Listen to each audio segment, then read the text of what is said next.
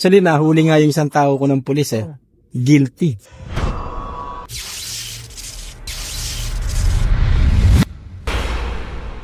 Yep. Bakit handsome mechanic? Bukod sa handsome kang Ay, actually, attorney, yung handsome kasi, hindi yung tao yung nire-refer ko, yung servisyo natin. and then the finished product. Opo, yung how we take care of the customer, that's what we call handsome. I have no objection, ha? Oh, If you're used. hindi kahit naman mag-object ka. Oh, Pero mas may deeper meaning pa. meron. Actually, ang una po naming business is Andre Automotive. Ngayon, niregister ko sa SEC, Andre Automotive, trading as handsome mechanic.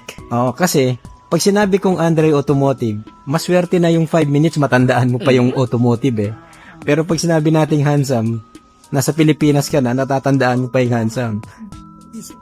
Nag-iiwan siya. Physical art. And then, isa pa doon, sa social media, Pilipinas, Marites, gusto mong mabilis kumalat yung isang bagay, i-chismis mo.